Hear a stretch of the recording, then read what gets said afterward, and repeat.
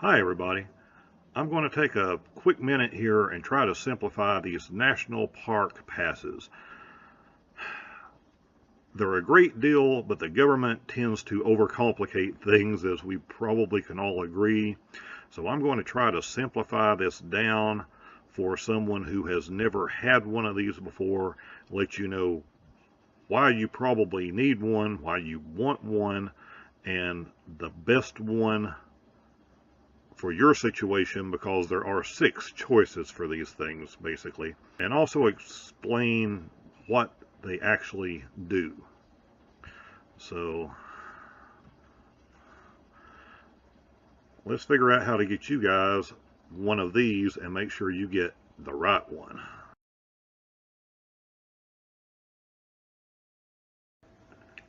First of all, we should probably talk about why you would want a National Parks Pass. They call it in America the Beautiful Pass. It's referred to an Access Pass, an All Access Pass, and I'm going to get into explaining those differences and make this real simple for you in a minute. But as far as why you want one, first of all, if you go to a big national park, the entrance fee generally to run your car in the gate is about $30. So that adds up very, very quickly.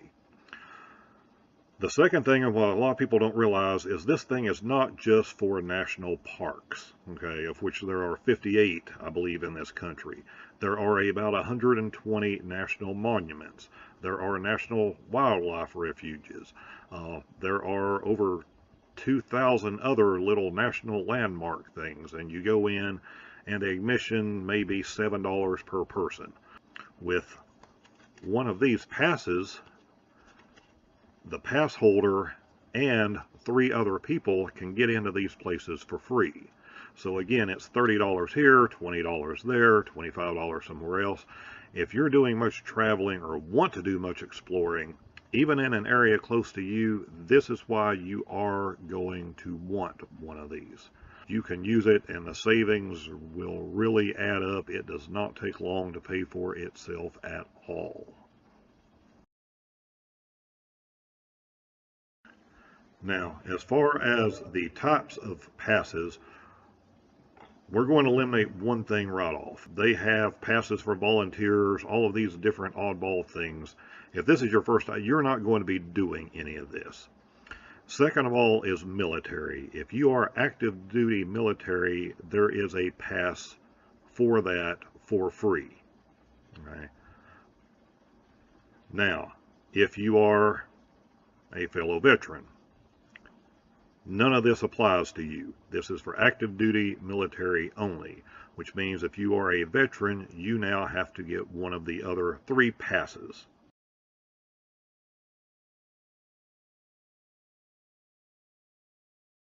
All right. So first of all is going to be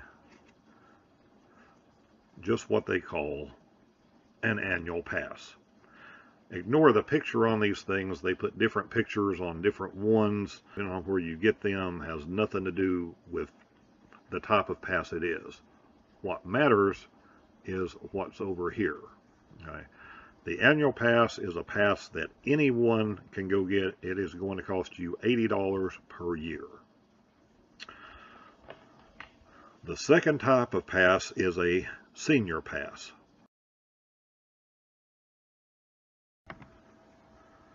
A senior pass is $20 per year or $80 per lifetime. My understanding is if you have paid for 4 of these senior passes and you keep up with them, you can trade those in then for a lifetime pass at a future date.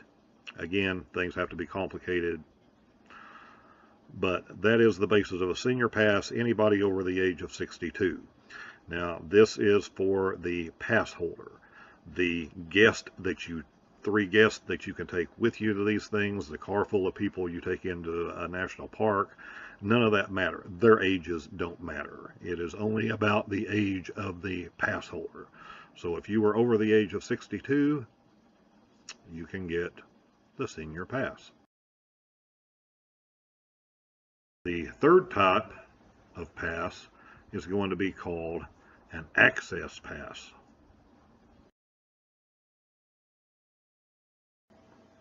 An access pass is for people with disabilities. Okay? That is a free lifetime pass. If you look on the front of a card, you will see the little wheelchair logo. Now, when you go and get this pass, you do have to provide paperwork showing that you are disabled. So you do need award letters, whatever it is that disabled people have, showing that you are disabled legally. Okay, they're not just going to take your word for it. You can't just walk in and go, "Hey, I'm on disability. You know, can I have a lifetime pass?" It doesn't work that way. So remember, you are going to have to take your paperwork with you in order to get one of these passes. However, it works the same as everyone else's pass, except it does not cost you anything. So if you are disabled, there is no reason for you not to go and get one of these passes right now. Same deal as it was with the retired people. You know, the people with you do not have to be disabled. Your wife, your husband, your children, grandchildren, whoever you take with you. So again, with this pass, you go into these places, it is free. You go into little national monuments and things, it may be $5, $7, whatever to get in for each person. You and 3 other people with you, it is free. So again, there's no excuse not to just go ahead and go get one of these now.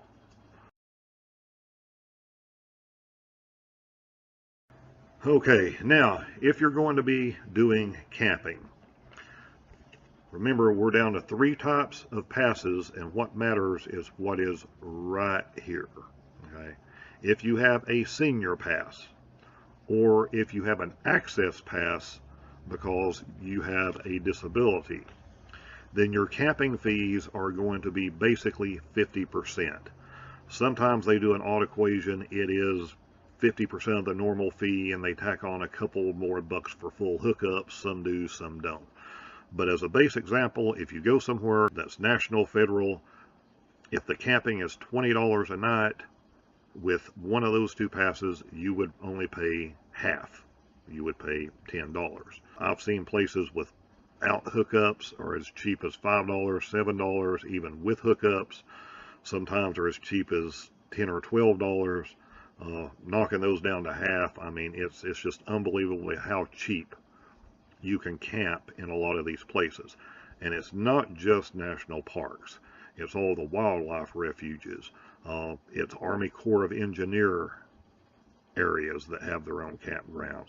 There are just a lot of federal places that you can make use of this. So if you're doing any camping at all, yeah, again, that is absolutely why you need one of these.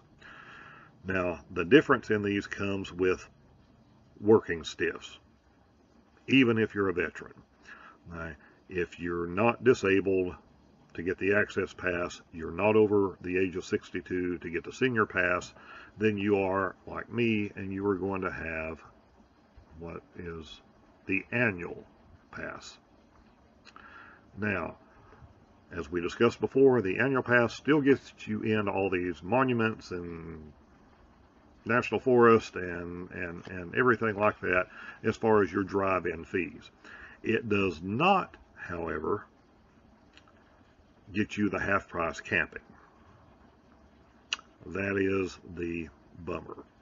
However, in most of these places, Army Corps of Engineer sites, what have you, $12, $15, maybe $20 for full hookups, they are still a much better deal generally than, of course, private campgrounds, and a much better deal than most state parks. A lot of state parks, you're going to be $28 to $34 a night for basic hookups. So just being able to go to one of the national sites is automatically going to save you $10 or $15 a night. So I hope that simplifies a little bit the differences of what you can and can't do as far as camping with whichever of these 3 passes that you qualify for. Okay, so if you're convinced now that you want one of these, The big question is where to get one. You can do this online. There's some mail-in forms, and I would really recommend you do not do this because it is going to open up a whole lot of other problems, especially if you're a senior, especially if you're disabled and trying to get the access pass. So I would strongly recommend going to one of these places in person. Any of the Bureau of Land Management areas, National Forest, any of these places can help you, and I'm going to put a link in the description that has the current list that you can pull up on your phone, pull up on your computer, and show you in your area where you can go get one of these. And they actually do give you a note on here. There's a phone number for each one. You really need to call them first and make sure that they have the type of pass you need in stock. I went through this when I got my first one. I looked at the official government list. I drove 30 miles over to the town, and the office was not there anymore. It had been moved 4 or 5 years before that. Nothing had been updated on the federal website, so I wasted a lot of time just trying to find the right place. Once I found the right place, they did have the pass that I needed, which for me was just a standard $80 annual pass, and they only had a couple left. This was a small office, and as the lady told me that day, hey, they only send us 10 or 12 of these a year. When we're out, we're out. So you need to call ahead and make sure they have what you need, and then make sure you take that additional documentation if you're disabled with you, so you can get this worked out, get this approved, get your pass in the hand that day. One other thing I want to mention, I know that I got this. I know a lot of other people that did not get this when they got their pass. You need one of these hang tags that lets you stick this in side if you are camping, so that, you know, rangers, different things, people that work there can come around. They can instantly see that, hey, you have a park pass. Just makes things simpler. I don't know why they don't give them out to everyone. Luckily, the place I dealt with did give them to me. But like I said, I've talked to other people that had no idea about these hang tags. They don't know what to do with their cars. They don't know if they're supposed to throw them up on the dashboard, what they're supposed to do with it. So make sure that you at least ask and see if they have those available. So when you're parked, you can hang that thing up there, and generally people coming around, then they will not have to knock on your door and bother you to make sure that you have paid your fees or you've done what you're supposed to do, because you have it hanging right there. I hope this helps everybody. You know, hit like up there if you got some benefit out of this. I do a lot of travel videos, try to show some inexpensive places that you can travel and have a good time, so you can subscribe so you can see some of those. And thanks for watching.